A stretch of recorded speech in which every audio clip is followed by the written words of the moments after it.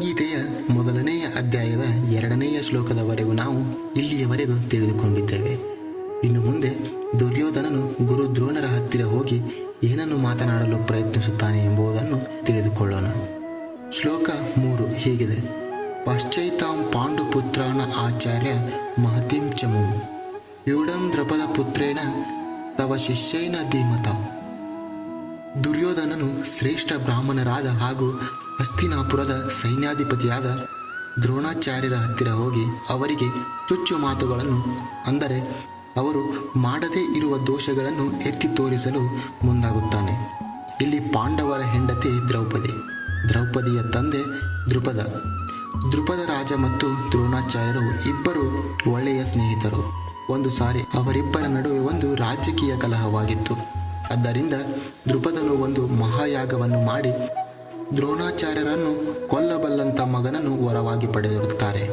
ಈ ವಿಷಯ ದ್ರೋಣಾಚಾರ್ಯರಿಗೆ ತಿಳಿದಿದ್ದರೂ ಕೂಡ ದ್ರುಪದನ ಮಗನಾದ ದೃಷ್ಟದ್ಯುಮ್ನನಿಗೆ ವಿದ್ಯೆಯನ್ನು ಹೇಳಿಕೊಡಲು ಅವರು ಉದಾರ ಮನಸ್ಸಿನ ಬ್ರಾಹ್ಮಣರಾಗಿ ತಮಗೆ ತಿಳಿದ ಎಲ್ಲ ಅಸ್ತ್ರಶಸ್ತ್ರಗಳನ್ನು ದೃಷ್ಟದ್ಯುಮ್ನನಿಗೆ ಹೇಳಿಕೊಡುತ್ತಾರೆ. ಈ ದೃಶ್ಯ ದ್ರೋಣಾಚಾರ್ಯರ ಕರ್ತವ್ಯ ಮತ್ತು ಧರ್ಮವನ್ನು ಎತ್ತಿ ತೋರಿಸುತ್ತದೆ. ಆದರೆ ದುರ್ಯೋಧನ ಹೇಳುವುದಕ್ಕೆ ಬರುತ್ತಿರುವುದು ಏನು ಎಂದರೆ, ಕುರುಕ್ಷೇತ್ರ ರಣಭೂಮಿಯಲ್ಲಿ ದೃಷ್ಟದ್ಯುಮ್ನನು ಪಾಂಡವರ ಪಕ್ಷದಲ್ಲಿದ್ದಾನೆ ಹಾಗೂ ದ್ರೋಣಾಚಾರ್ಯರಿಂದ ಕಲಿತ ಎಲ್ಲ ವಿದ್ಯೆಯನ್ನು ಅವನು ಪ್ರದರ್ಶಿಸುತ್ತಿರುವನು. ವ್ಯೂಹವನ್ನು ರಚನೆ ಮಾಡಿ ದ್ರೋಣಾಚಾರ್ಯರಿಗೆ ಅಡ್ಡವಾಗಿ ನಿಂತಿರುವನು ಎಂದು ದುರ್ಯೋಧನ ಹೇಳುತ್ತಾನೆ. ಅಂದರೆ ಇದರ ಕಾರಣ ಪಾಂಡವರು ಮತ್ತು ದೃಷ್ಟದ್ಯುಮ್ನನು ನಿಮ್ಮ ಶಿಷ್ಯರು ಎಂದು ಬಿಗಿ ಸಡಿಲಿಸದಂತಿರಬೇಕೆಂಬ ಉದ್ದೇಶದಿಂದ ದುರ್ಯೋಧನನು ಅವರ ತಪ್ಪನ್ನು ಅವರಿಗೆ ಎತ್ತಿ ತೋರಿಸಿಕೊಂಡ. ದ್ರೋಣಾಚಾರ್ಯರು ತಮ್ಮ ಪ್ರಿಯ ಶಿಷ್ಯರಾಗಿದ್ದ ಪಾಂಡವರ ವಿಷಯದಲ್ಲಿ ಉದಾರತೆಯನ್ನು ತೋರಿಸಬಾರದು, ಹಾಗಾದರೆ ಯುದ್ಧದಲ್ಲಿ ಸೋಲು ಖಂಡಿತ ಎಂದು ಹೆದರಿ ದುರ್ಯೋಧನನು ಗುರು ದ್ರೋಣರ ಹತ್ತಿರ ಹೋಗಿ ಈ ಎಚ್ಚರಿಕೆಯ ಮಾತನ್ನು ಆಡುತ್ತಾನೆ. ಶ್ಲೋಕ 4 ಅತ್ರ ಶೂರ ಮಹೇಶ್ವಾಸ ಭೀಮಾರ್ಜುನ ಸಮಾಯುಧಿ ಯುಯುಧಾನೋ ವಿರಾಷ್ಟೈಶ್ಚ ದ್ರೌಪದಿಶ್ಚ ಮಹಾರಥಂ.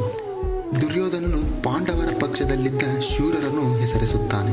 ಇಲ್ಲಿ ಗುರು ದ್ರೋಣರಿಗೆ ತಮ್ಮ ಯುದ್ಧ ಕಲೆಯಲ್ಲಿದ್ದ ಮಹಾಶಕ್ತಿಯ ಎದುರು ದೃಷ್ಟದ್ಯುಮ್ನನು ದೊಡ್ಡ ತಡೆಯೇನೂ ಆಗಿರಲಿಲ್ಲ. ಆದರೆ ಆತಂಕವನ್ನುಂಟು ಮಾಡುವಂತಹ ಶೂರರು ಪಾಂಡವರ ಪಕ್ಷದಲ್ಲಿ ಅನೇಕರಿದ್ದರು. ಅದೇ ರೀತಿ ಅವರೆಲ್ಲ ಭೀಮ ಹಾಗೂ ಅರ್ಜುನರಷ್ಟೇ ಬಲಶಾಲಿಗಳಾಗಿದ್ದರು. ಈ ಕಾರಣಕ್ಕಾಗಿ ಕೌರವರ ಜಯಕ್ಕೆ ಅಡ್ಡಿಯಾಗಬಹುದು ಎಂದು ದುರ್ಯೋಧನನು ಆ ಯೋಧರ ಹೆಸರನ್ನು ಒಂದೊಂದಾಗಿ ಹೇಳುತ್ತಾನೆ. ಇಲ್ಲಿ ದುರ್ಯೋಧನನ ಮನಸ್ಸಿನಲ್ಲಿ ಭೀಮ ಮತ್ತು ಅರ್ಜುನನ ಕಂಡರೆ ಭಯ ಇರುವುದು ಎದ್ದು ಕಾಣಿಸುತ್ತದೆ. ಮುಂದಿನ ಶ್ಲೋಕದಲ್ಲಿ ದುರ್ಯೋಧನನು ಯಾವ ಯೋಧರ ಹೆಸರನ್ನು ಹೇಳುತ್ತಾನೆ ಎಂಬುದನ್ನು ನಾವು ತಿಳಿದುಕೊಳ್ಳೋಣ. ಧನ್ಯವಾದಗಳು.